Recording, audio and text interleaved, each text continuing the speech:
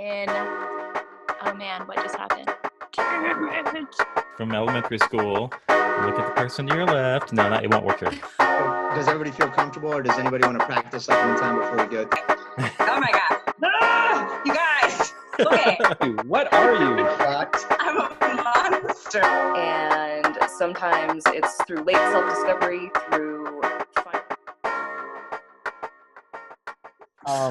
but you've kind of come full circle where you know the show is the UnLearn show, and you said that being defensive, recognizing it, and full circle back to your why. So I'm going to put you on the spot where something that you're continuing to do as a habit that you want to unlearn. It sounds like that defense, recognizing it, and then figuring out the why and the root. What is something specific to you that you're willing to share with us, that it's something that, you know, you clearly had some sort of major thing outside of bullying or being a weird kid. What is that thing that you're still trying to unlearn? Of course. So I will share something actually really deeply personal that I don't talk about a lot, which is one of the things that I'm trying to unlearn is like being fearful in groups of women.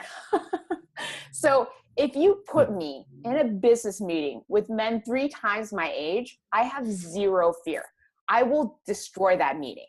I will just wreck it and come out with 3 contracts. That does not terrify me. What does terrify me is usually a room full of women, usually my age, occasionally like if they're Asian as well, because I didn't grow up in a community full of Asian people. So I am already an alien to my own people. But yes, like groups of women, just because they tend to have either a really good response to me, which is great, which is wonderful. And I'm always hoping for this, but they oftentimes have a really bad response to me. And then that just like, it just is one of my triggers that, you know, I get into a group of women, they have a really bad response. I try to be extra super nice, which actually doesn't make it better, because the more you're nice to a group of people that dislikes you, the more they will dislike you. And this has been a life learning lesson for me that I'm kind of constantly trying to work through, and trying to like unlearn that feeling of being not super excited to go into these groups of, especially, you know, young women. Like I really don't like, I'm also an introvert. So just in general, I don't necessarily like parties, but especially like the party scene where it's like a lot of women and like a lot of young women who see me as competition, blah, blah, blah. That kind of like behavior of being really fearful of those situations and avoiding them, I would like to personally try to get through. And I'm trying to unlearn that constantly, but just because it is a fact that either they like me or they really don't like me, and then it's known in person that they don't like me. So you help so many other people, and I would throw it right back to you. So what would you tell somebody else to do in that same situation? How can you help that person? Yeah. I get asked this a lot, right? Very similar situations. And I'm like, you know, the best way to deal with it is just to do it. You know, you never learn until you do it. And I know I've actually personally been in a ton of situations like this where I'm with like women who are like relatively close to my age or look my age, and they just still don't like me. So I think part of what I actually need to learn is not to go out and be in those situations, but is to start giving less of a fuck of what they think. Because, you know, I'm so caring, and I want people to be happy, and I want people to be heard and stuff like that. And sometimes some people, I just need to like put the boundaries on. My goodness. I seriously cannot imagine anybody, and I'm not saying this to kiss your butt, but I can't imagine anyone not loving you, Goldie. You are so authentic. You are so real. You are so loving and caring and giving. And I can't think of one poor, bad, negative trait about you. It's crazy to think of. Yeah, I think, Goldie, though, you said something earlier that speaks to that a lot too, though, is that people are hurt. And that a lot of times the different equals hurt, or or friction to people internally, right? And so they just see you, and you are so authentically just own who you are, and that comes through. And if it triggers them, then that's all they know is to be hurt and lash out. And I've dealt with this a lot too, because I was very much not a popular kid all the way through college, and like I would cry. I would come home and cry and thought I was broken because I was a guy that was crying because people didn't like me, you know. And so you're right though. It's their problem. It's still yours because it's a mindset issue, but that makes me makes me sad to hear that you say that, you know. I know. I told you guys I'm getting really real. This is like a really real moment. But yeah, no, I know, but part of it is my mindset for sure. And part of it is that I go into, you know, a place with new people and I go in with my life motto that isn't necessarily in line with other people's life mottos. Mm-hmm. Right. So it sucks, but it's part of our, you know, this is the UnLearn show. It's part of our constant learning that there's some things in life that you actually can't fix, even if your life motto is to fix things. Mm-hmm. Right. Mm-hmm. Yeah. Mm-hmm. And so Goldie, if you can share one thing with a future Goldie 5 years from now, 10 years from now, what's one thing that you would suggest to her to make sure that she understands or knows, or that, like, what would you like to share with her in the future? Oh man. We just make this stuff up as we go, just so you know. Yeah. Right? I'm like, oh, I guess if I was sharing it with future Goldie, mm-hmm. I mean, she's insanely fabulously wealthy and owns about 12 mansions and a hover car. So I feel like she's doing fine. So when I just meet her, wouldn't I just be like, hey, lady bro, you're doing great. You're doing great. Yeah. She probably has like 5 robotic dogs. I don't know, maybe 20. She lives in a mansion by herself with her robotic dogs. I am so down with this future Goldie. I want to hang out with her right now. Goldie, thank you once again. And we're going to go around and everybody's going to get a chance if they want to ask any last question or just a closing comment. But once again, on behalf of all of us, thank you so much for not only helping, I think, every single one of us. I can say for myself, there's no doubt I would not be here without you. So thank you for being a part of my journey and Ohm's journey in life, and really fostering and saying, look, it's okay to be creative. It's okay to be different. Get out there and just do it. So thank you so much. Yep. We love you. We love you. Yep. Awesome. Oh, we're doing this. So Goldie, we'd love for you, if you have any questions for us, or if there's any, that'll probably be the wrap on the show, but we're still recording. But if there's anything you'd like to ask us, or if there's something that you'd like to spend the last couple of minutes here, if you have a few minutes to chat with us, we'd love for you to be able to kind of throw it back our way and answer anything for you as well. Sure. So, and you know, I watch your show, so I know that you guys kind of have already answered this, but I will throw it back to you guys again, which is, what is one big emotional hurdle that each of you are trying to learn to get over this year? In fact, in the next few months that you're just actively working on, that you've acknowledged is an issue, and so you're trying to handle it.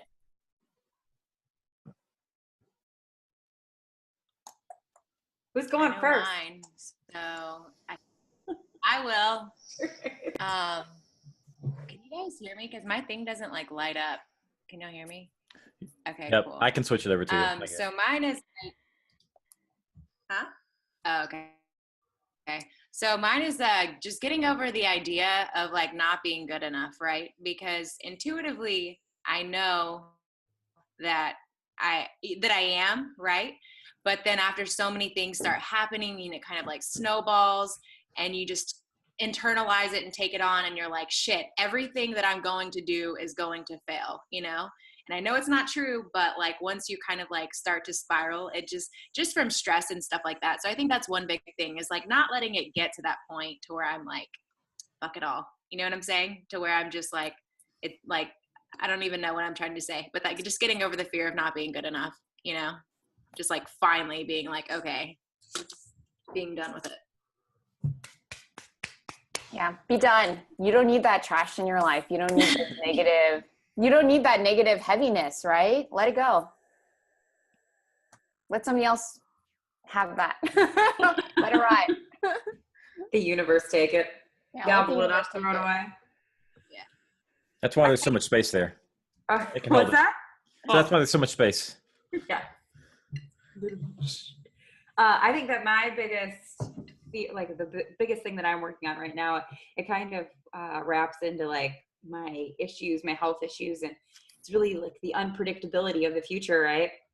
And how precious, like you said, that time is. When you mentioned, you should, when you're being trolled or you're being bullied or somebody's trying to crush you, live how you would if you only had 24 hours, right? And that's how I really need to continue to function. Is time is the most precious gift that we have, and I want to do so freaking much with my life and my time and still be a mom and an incredible wife for my family and a daughter that needs to be around for dad and mom. So I think trying to master manufacturing time and doing everything that I want to do for me and my success, and still, putting my family first 100%. That's the biggest challenge that I have, that I'm still constantly trying to master up in my noodle. So. I'm currently reading this because now I've just started. It snowballed. Like I read a book a day. But right now I'm reading Relentless, which you should check out. And it's it's by this sports doctor who worked with Michael Jordan and all these other like top level athletes. And it's obviously not about sports because I don't know beans about sports balls. but that's our promo. I don't know beans about sports ball, guys. But it's about how sometimes, like, to get to the very top and to do everything, we can't do everything. And that's, once again, that's life, like, that we are always prioritizing. And it's okay whatever you choose to prioritize, but that whatever you choose to prioritize and you actually pull all of your energy into, that's what gets you to the very top, right? Of having the most amazing family ever, of being like the top entrepreneur, of being all this stuff. So I've found it actually really a great book, because it's not saying you're the best, you can do anything. It's like, you actually can't do everything. That's not humanly possible. So you have to choose what you do. And it's okay if you actually suck at quite a few things in order to excel in one thing. I'll springboard off of that, because mine this year is very similar to that. That's a great book. Is that I'm trying to be okay with not doing everything. And it's been a process over the last 5 years of really wanting to do so much. So, Chantel, kind of like you're saying, there's just so many things I want to do. But I find myself, so we were at LinkedIn Austin last night, and I had 2 different people came up, and I find whatever I start telling other people when they ask me for advice is I'm talking to myself a lot of times, right? And so both of those people ask me things about how I do so much. And I was like, love you, nod, Goldie. I was like, well, you shouldn't do so much. And I'm like, damn it. Like, what am I saying right now? And so for me, I kept going, you need to be present. You need to be present. You need to prioritize and be present. Prioritize it. So that's clearly what I need to hear, because I'm telling it to other people. And really understanding that you can't do everything, but you can do something really well.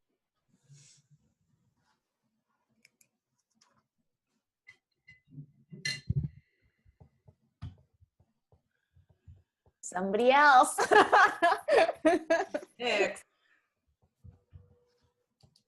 Stacey. Okay, there we go. I'm not even sure how to unmute myself, so Jake controls me. Jake Sorry. controls us all.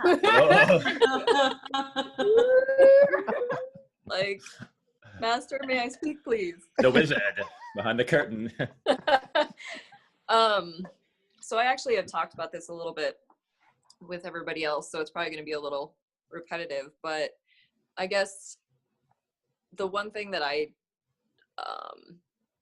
struggle with a lot, and it's kind of based on past experiences, but I've brought it into the present, is really a sense of self-worth. And so I let criticism, or what I perceive to be criticism, or anything like that, just kind of chip away. And it's like that constant trying to feel like I'm capable or worthy of where I'm at, or what I'm doing, or where I want to be, or, you know. And so I'm not even sure, it's still a process. Like, I'm not even sure how to fix that yet. You know, it's, and I'm having current issues in my job too right now, where it's a lot of little tiny criticisms, and I internalize that.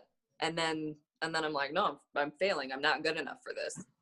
And so, yeah, I would say that's my biggest. Can I give you like an energy exercise to do? Yes. Okay, so before you leave the house every day, we're about to get real woo-woo up in here. Before you leave the house every single day, imagine that you hold a ball of light, right? It's your light. It's your beautiful, beautiful light. And it like surrounds your whole body, right? It surrounds everything. It covers everything. And then right around it is a metallic shield. And all you have to say when you leave the house in the morning is, I'm going to let all the good energy out and all the good energy in. And I refuse to let any of the bad energy come in, period, right? You say it however you want, but just basically like that. And anytime somebody, especially in person, directs a negative comment to you, imagine that it's okay to actually do this retroactively. Like if they say it, you're hurt, then pretend, just take this mindset and pretend that it like bounced off your like amazing metallic shield, and don't send it back to them, right? Because that's where I think we go wrong a lot of times, is we get hurt and then we yell at that person again. We send that energy back to them. Just imagine it like binked off of your amazing shield and like went into another direction that isn't going to hurt anybody else. It just deflected. And I think it might help you just to start thinking about, you are your own deflector, right? You don't need a knights in shining armor to do it for you. You have it in yourself. And it's because people are so attracted to this like beautiful light that you have. That's why people are trying to be so negative, because they're trying to like take some of it, right? They're taking it for their own. Yeah. They're making it like they're putting their dark energy, and you need to like imagine you have that metallic shield that's just like think, like anything just bounces right off, especially small things. They just bounce right off. They don't go back to them. They just kind of boop, and then they go off in another direction. So it doesn't hurt you and it doesn't hurt them, but it's just irrelevant. And especially if this is happening multiple times each day, just, you know, start your day where you're just like, hey, this will just do this. But like anything good anybody says, anything positive, like, you know what I mean? Absorb all of that. Like all the people in this particular call that, you know, love you, accept all of that. In fact, accept more of it, accept all of it. Cause I have a feeling you aren't. So accept, like, just take it all in and accept that that's actually the truth, and that your good energy that goes out and heals other people, because that's what you do too. Everybody I'm sure on this call has been personally benefited by you and your energy in some way, right? So like, accept that you are giving good energy, you're receiving good energy. You just don't need all that negative static that comes at you, right? Those people who want your good energy, they don't want to give you anything in return. Just let it just think. I think of it like a windshield, like you have an energy windshield. Like, just anytime they say something bad, it's okay if it hurts you. Acknowledge that, you know, be hurt by it, sure. But then later, just like take it out and just imagine it just actually went off your windshield, as opposed to you felt hurt by it. Like, imagine they're little bullets and you just like, they are deflected by your Superman-like shield. I love it. Yeah. Thank you. You're awesome. You're awesome too. And people love you. And that's people are sending you good energy all the time. So just imagine also when you feel really low, right? Like just imagine that you're accepting all that good white light, and it actually makes your white light box, like whatever person thing, just kind of grow, because people are always sending you good thoughts. You just might not hear them. Just like the bad thoughts, right? That you definitely hear. People are always sending you good thoughts. Yes. People always are sending you love. Yeah, somehow I don't internalize that. Yeah, so start internalizing it. I'm a visual person, so that's why I think like this. I mean, I read comic books, but like it's, but it's helpful to just like think about it as like little streams of light, right? So everybody's like, the bad stuff is bullets, and then the positive stuff is like little glowy balls of like happy light or warmth, like that good feeling. Everybody is always sending that to you all the time, so just enjoy it. It's yours. It's people are sending it just to you. True. Chantel, I think, has gotten a lot of it. She's just like, I'm good. Yeah, I think she's napping this whole time. She's just been Yeah, she's got her eyes. No. There's something about Goldie and the way that like your mind is so awesome. I don't know how, I just want to like swim in your mind for like a day, because the way that you think of everything, and you use this imagination, this creativity, and you have this gift of like putting your stamp and your warmth on everything you look at, everything you touch, everything in Goldie's world. I just want to like swim in your mind, or at least meet you in person. I don't know. I'm a huge Goldie fan.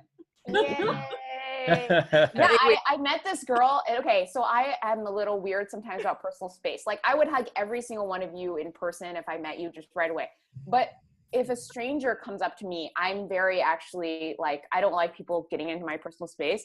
And this girl at the summit that I spoke at this past weekend, she walked up to me and she's like, Goldie. And I just assumed I'm terrible with names and sometimes faces. So I assumed I already knew her. So I was like, hello. And then I was like, I'll figure out her name after this hug.